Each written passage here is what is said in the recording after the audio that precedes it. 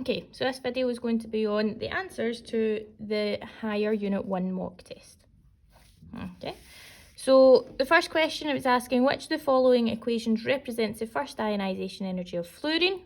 And we know that the definition of ionization energy is the energy required to remove 1 mole of electrons from 1 mole of atoms in their gaseous state. So we're looking for anything from a gas, okay, which they all have gases, so let's try to catch you out. Okay, so the next one, it's 1 mole, you're removing 1 mole of electrons from 1 mole of atoms, therefore they're not going to have a charge.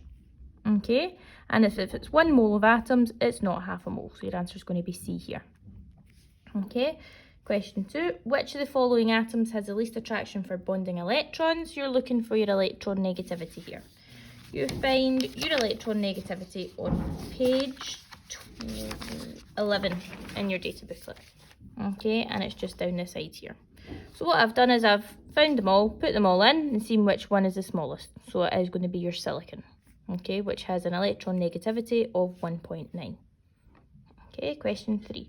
Which of the following is not an example of van der Waals forces? And we know that van der Waals is your intermolecular bonding. So your intermolecular bonding that you should know is London dispersion forces, permanent dipole, and hydrogen bonding. Therefore, your only odd one out here is your covalent bond, which actually is an intramolecular bond. Okay, question 4. It's all about your half equations from your redox. Okay, so it's given you ClO3- aqueous goes to Cl2. So your first step is to balance your central atom. Okay, we can see that there's 2 chlorines here and only 1 here, therefore we need to times this side by 2. You then balance your oxygens using water. So we've got 3 oxygens here, and then we've times that by 2, therefore we're going to need 6. So we're going to add 6 waters to the opposite side. Okay, you're then going to balance out your hydrogens with H+ ions. So here we've got 6 times 2, which makes 12. Okay, so we're going to need 12 H+ ions on the opposite side to balance it out. And finally is going to be your charge. You balance that out with electrons. All right, so you can work it out that we have got 12 plus at this side, and then we've got 2 minus, which gives us 10 plus, and we've not got any charge at this side. Therefore, to balance it out, we're going to need to use the 10 electrons at this side. Okay, so your question is actually asking the number of H plus and H2O. Okay, so what I've done is I've highlighted them. So we've got 12 H plus, 6 H2O, and that's your answer is going to be D. Okay. Okay, so your next question is asking, particles with the same electron arrangement are said to be isoelectric. Which of the following compounds contains ions which are isoelectric? Okay, and I've put down your answer is D. The way to work this out is to get a periodic table in front of you. Okay, so when we've got a periodic table in front of us, what to do is put your fingers on each of the elements. So first of all, if I move this up the way, we have got sodium, which is over here, and we've got sulfur, which is over here. Okay, so when sulfur forms an ion in order to bond, okay, it's going to gain 2 electrons. So when it gains 2 electrons, it's going to go 1, 2. So it's going to have the electron arrangement of argon. Okay, whereas your sodium is going to lose an electron. So when it loses electron, it's going to go 1 and up to neon. Therefore, argon and neon are not the same thing. Okay, you work your way through that, doing that with all of them until you get to D. So you've got calcium, which is over this side. So when calcium forms an ion, it loses 2 electrons. So it's going to go 1, 2 up to argon. And your chlorine is going to gain 1 electron. So it's going to go from chlorine to argon. Therefore, that's going to be your answer. Okay. So, next question then. Which line of the table is correct for the polar covalent bond of hydrogen chloride? Okay, so we know that chlorine is 3 and that hydrogen is 2.2. This is their electron negativity. Okay, which therefore means that your chlorine has a greater pull on your electrons. So your answer is going to be either A or C. Okay, so when your atom has a greater pull in electrons, it's going to pull those electrons closer to themselves. And remember, electrons are negatively charged. Therefore, your chlorine is going to be partially negative, which would give you A. Okay. Question 7. Which of the following compounds has the greatest ionic character? Remember, in your bonding continuum, greatest ionic character is the greatest difference in electron negativity. So what you should do is you should go and find all your electron negativities and see what their differences are. So we've got cesium at 4, fluorine at 4, cesium at 0.8, your difference is 3.2. Okay, and so on, go and working through them all, and then you can see which one's going to give you the greatest difference, which is cesium fluoride. Okay, so question 8 is again another half equation. Okay, so we've got NO3 minus going to NO, right? And it's asking which of the correct lines in the table gives you the correct complete ion electron equation, Okay, so your first step is your central atom. Our central atoms are equal here because we've only got one N here and one N here, which is perfectly fine. Your next step is balance your oxygens using H2O. So we've got 3 oxygens here and we've got 1 here, so we need to add on 2 H2O here to get my 2 extra oxygens. So now we've got 1, 2, 3 and 3 here. Okay, your next step is to balance your hydrogens, and we've got none here, but we've got 2 times 2, which is 4. So we're going to add 4H plus at this side. Okay, and that means that overall we've got 4 plus charges and a negative, which is going to give you 3 plus overall. And overall at this side, your charge is going to be 0. How are we going to equal that out to 0 using electrons? We are going to add 3E minus, which is going to be B. Okay. Question 9 then. So it's asking, what is the enthalpy change in kilojoules per mole for the reverse reaction? Okay, so the reverse reaction going from your products to your reactants is an exothermic reaction because your reactants are at a lower energy than where you're starting, or your products are at a lower energy where you're starting. Okay, therefore your enthalpy is going to be negative. Okay, how much are you going down? You're going from 50 to 40, which is 10, and therefore your answer is going to be negative 10. Okay, question 10, common question. The shapes of some common molecules are shown below. Each of the molecules contain at least one polar covalent bond. Which of the following molecules is non-polar? And your answer here, obviously you can see, is C. It is C because C is symmetrical on this plane as it is on this plane. Therefore, your electrons are being pulled equally in opposite directions. Therefore, the charge cancels out. Okay, whereas your chlorine is going to hold your electrons closer here, so that's going to be delta negative and delta positive. Here, your electrons are going to be pulled closer to your oxygen, making that delta negative, and your hydrogen's delta positive. And your chlorine has got a larger pull on those electrons there, making them delta negative. And your hydrogen delta positive. Okay, so this one is the only one where it each cancels out. Okay, on to section 2. So it's asking, it's showing you a table, okay, and it shows you the trends in the sizes of the atoms and ions in the third period. Okay, I'll move that a bit closer. So it's asking, explain why the covalent radius decreases across the period from sodium to chlorine. Okay, this is only a 1 mark question. Therefore, you only need to have 1 mark's worth of an answer. So explain why the covalent radius decreases across the period from sodium to chlorine. As you go across the period, there's an increased nuclear charge. Okay, So the radius decreases due to increased nuclear charge. And we know that that increased nuclear charge is pulling those electrons closer. The more protons in the nucleus has more of an attraction for those outer electrons, pulling them closer, therefore decreasing the size. Okay, so the next one is a 2-marker question, so you need a little bit more information.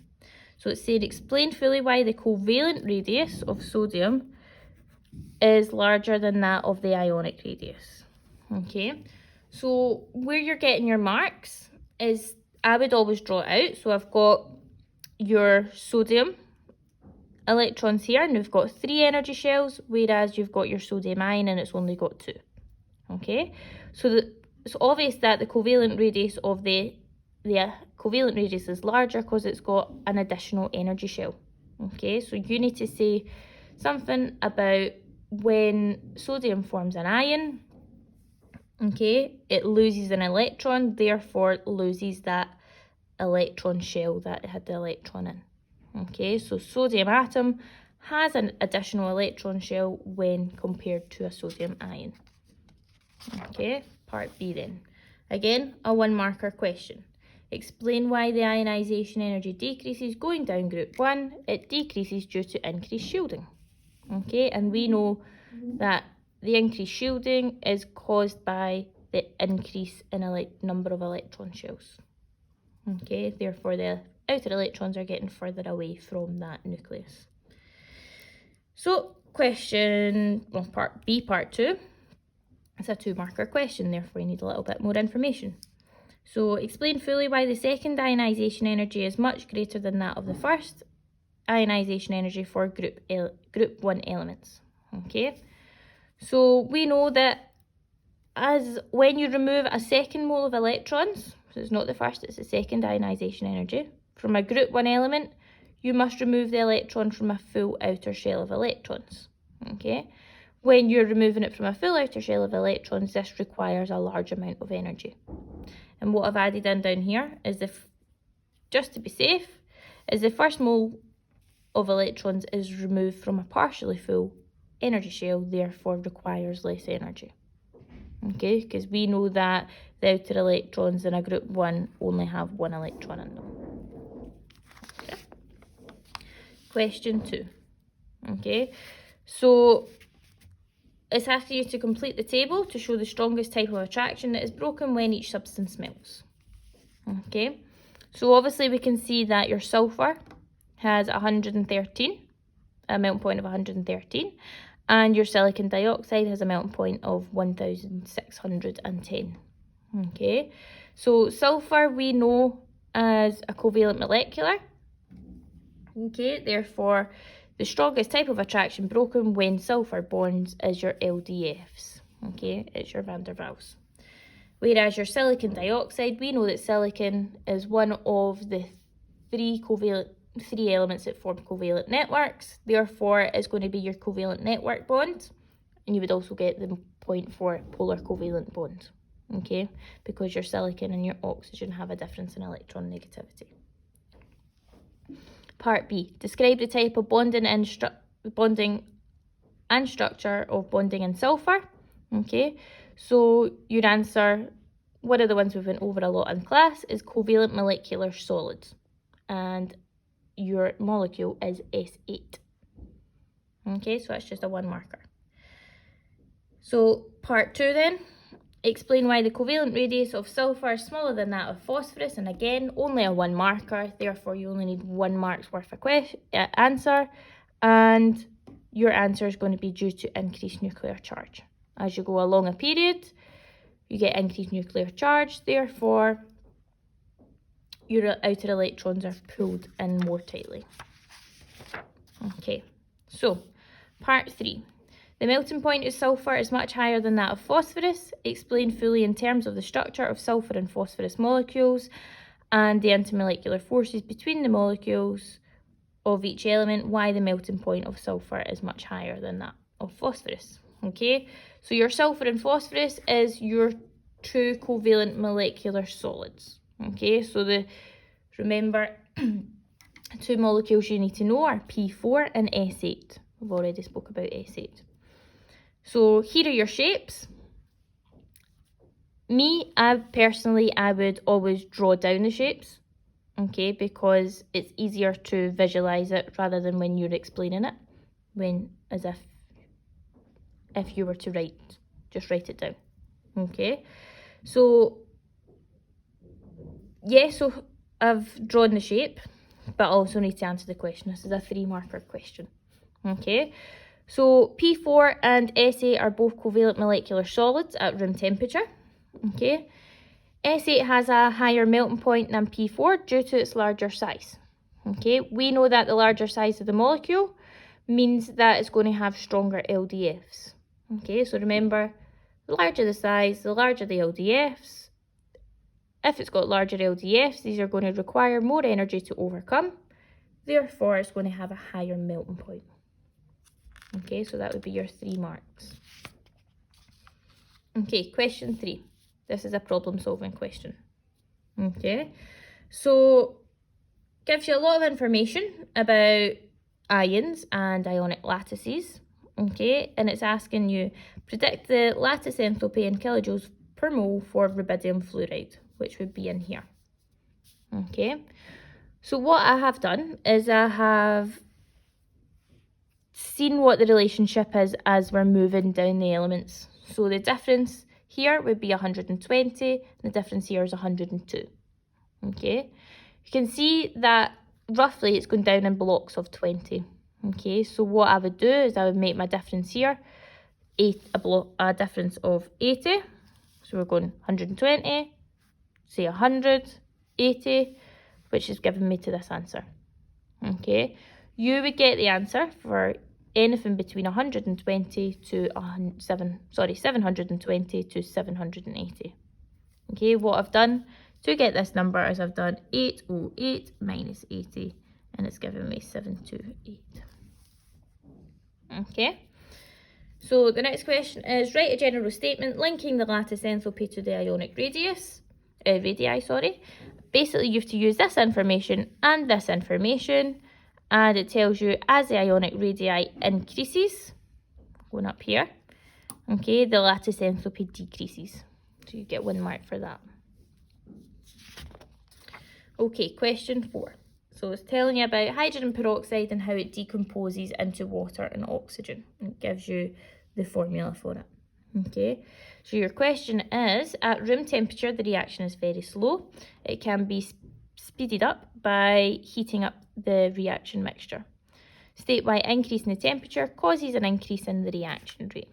Okay, so this is just a National 5, a little bit more to it than a National 5 question, okay, but it's very, very similar answer. So your answer would be, increasing the temperature increases the kinetic energy of the particles. This causes the particles to move around quicker or more quickly, making collisions with the minimum activation energy more likely to occur. Therefore, that is going to increase your reaction rate. Okay, and underneath it's showing you a diagram of basically your conical flask where your reaction's happening, and it's asking you to complete the diagram to show how the gas could be collected and measured. Right, this is only a 1 marker. So you could get the mark for your gas syringe. Okay, so you'd get the 1 mark, well, you get both, you'd get the mark. You need to make sure that the gas is able to get from the reaction vessel all the way up to your syringe, and you need to make sure that it can be measured. Therefore, this needs to be calibrated. Okay, or you could use your upside down measuring cylinder in your water basin. Okay, again, making sure your gas collected can get all the way up to the measuring cylinder, and that your measuring cylinder is calibrated so that you could measure the volume. Okay, so part B, a little bit of a problem solving question. Okay, so it's telling you the concentration of hydrogen peroxide is often described as the volume strength. This relates to the volume of oxygen that can be produced from the hydrogen peroxide. Okay, and it's telling you that the volume of oxygen produced is equal to the volume strength times the volume of hydrogen peroxide. And it's asking you to calculate the volume strength of a certain experiment. Okay, so it tells you that there's 74 centimeters cubed of oxygen produced from 20 centimetres cubed of hydrogen peroxide, and you're wanting the volume strength. What you're going to do is you're just going to sub it into the equation. So we're going to go 74 is equal to x times 20. Therefore, your x is equal to 74 divided by 20, leaving x as 37. That's your 1 marker. Okay.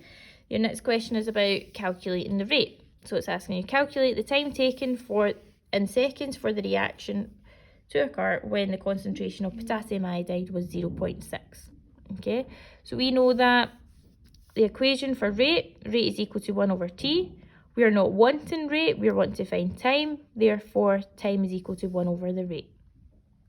Okay, you're going to go to 0.6, follow it up, and it gets you to over here, which is 0.013. You're going to do 1 divided by 0.013, and it gives you 76.923 seconds. That's a 1 marker also. Okay. Your open-ended question. Okay, so this is the question that most people would find most difficult because it's such a vast area question. Okay, so it's saying it's giving you a lot of information about group 1 and 4. It's saying using your knowledge of chemistry, comment on the similarities and differences in the patterns of physical and chemical properties of elements in both group 1 and group 4. Okay, so what I've started at is group 1 are all metals, whereas group 4 contains metals and non-metals. Okay, actually in group 4, you go from, when you're at the top of the group, you go from a covalent network, and as you work your way down to it, you go through a covalent network and then go down to metallic lattice, which is what your group 1's type of bonding is. Okay, so group 1 elements are very reactive due to only having one outer electron, or one electron in their outermost shell. Group 1 elements always form positive ions because they always lose that electron, whereas group 4 elements have 4 electrons in the outermost shell and can form positive or negative ions. Okay, so they can either donate their electrons or they can accept electrons in. Okay, I've got going down each group, there is an increased shielding, therefore this causes an increase in atomic size, so this is a similarity. Another similarity is going down each group, there is a decrease in electron negativity and ionization energy. This is caused by, this is due to increased shielding. And another one is going across the period from group 1 to group 4, this is a difference. There is a decrease in atomic size, and this is due to your increased nuclear charge.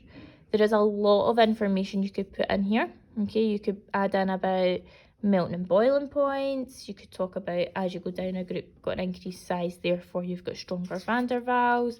There is a lot of different things you could add in here to get your 3 marks. Okay, question 6 then. Okay, it gives you a table, and we've got lithium, boron and nitrogen in it, and it's asking you to complete the table to show both the bonding and the structure of these 3 elements at room temperature. Okay, so we know that lithium is a metal, therefore it's metallic bonding. Okay, got metallic bonding, and the structure you get a metallic lattice. Boron is covalent. Boron is one of your 3 covalent networks. Your other 2 are silicon and carbon. Okay, nitrogen we know is a covalent gas. It's actually one of your diatomics, and its structure of its bonding is covalent molecular bonding. Okay, part B. Carbon in the form of diamonds is an allotrope of carbon that has a covalent network structure. Name another 2 forms of carbon that do not have this structure. So we're not looking for anything that's covalent network. So what we're looking for is covalent molecular. Your 2 covalent moleculars that you need to know are buckyball, which is also C60, and carbon nanotubes. Okay, question 7. This is worded a little bit funny. So what term is used to describe agents that accept electrons? Right, so your answer is oxidizing agent, because an oxidizing agent is a substance that causes something else to be oxidized, therefore itself is reduced. And we know that a reduction reaction is gaining electrons. So when its self is reduced, it's going to be the oxidizing agent. Okay. So your next question is your overall redox equation. Okay, so you can see this has got 3 electrons, this has got 2. We know in a redox equation we do not want electrons, therefore you're going to have to times them out. Going to times this one by 2, times this one by 3, and it leaves you with 2Al solid plus 6H plus aqueous goes to 2Al3 plus aqueous plus 2H2 gas. Okay, question 8 then. In acidic solutions, potassium chlorate acts as an oxidizing agent. What is an oxidizing agent? And we know that an oxidizing agent is something that causes something else to be oxidized but itself is reduced.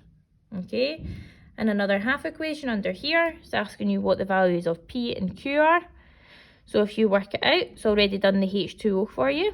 So we've got 2 times 6, so we're going to need 12H plus, which is here. And then when you work that out, in total you're going to have 10 plus for your charge. Therefore you need 10 electrons to cancel that out. So P is going to be 12 and Q is going to be 10. Okay, and last question, question 9. Right, it's asking about, so the graph shows you distribution of kinetic energy in molecules at a gas at 100 degrees Celsius. Okay, add a second curve to the graph, to graph 1 to show the distribution at 50. Right, so at 50 you're decreasing the temperature, therefore you're going to decrease the number, you're going to decrease the kinetic energy. Okay, so the graph that you draw, or the line that you draw, should be to the left of the graph that is already there. Okay, so, and it's given you under here the activation energy, and it represents the number of molecules with the required activation energy here. Okay, so anything over these, anything over this line, or any molecules that have exceeded this minimum activation energy will react, and it's asking to draw a line to show how a catalyst affects the rate of affects the activation energy. We know that a catalyst reduces the activation energy, so you're going to move the line towards the left. You're going to move it towards 0 because it's getting smaller. Okay.